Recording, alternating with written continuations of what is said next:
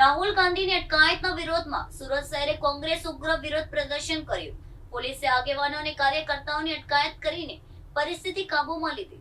રાહુલ ગાંધીની અટકાયતના વિરોધમાં સુરત શહેર કોંગ્રેસ દ્વારા ઉગ્ર વિરોધ પ્રદર્શન કરવામાં આવ્યું હતું.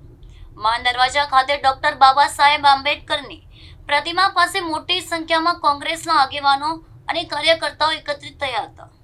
કાર્યકર્તાઓએ સરકાર વિરુદ્ધ સૂત્રોચ્ચારો કરીને પોતાનો વિરોધ વ્યક્ત કર્યો હતો.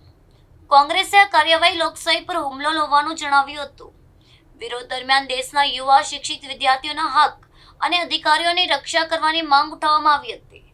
કાર્યકર્તાઓએ લોકશાહી મૂલ્ય બચાવવા માટે અવાજ ઉઠાવ્યો હતો. વિરોધ પ્રદર્શનને પગલે સ્થળ પર ચુસ્ત પોલીસ બંદોબસ્ત ગોઠવવામાં આવ્યો હતો. પોલીસે પરિસ્થિતિ કાબૂમાં રાખવા માટે કોંગ્રેસના આગેવાનો અને કાર્યકર્તાઓની અટકાયત કરી હતી. અટકાયત દરમિયાન થોડા સમય માટે ભારે ગહમાગમીનો માહોલ સર્જાયો હતો. કોંગ્રેસના નેતાઓએ ભાજપ સરકારની કાર્યવાહી સામે કડક વિરોધ નોંધાવ્યો હતો. સમગ્ર ઘટનાને લઈને રાજકીય માહોલ ગરમાયો હતો. પોલીસે અટકાયતમાં લેવાયેલા કાર્યકર્તાઓ સામે કાયદેસરની કાર્યવાહી હાથ ધરી હતી.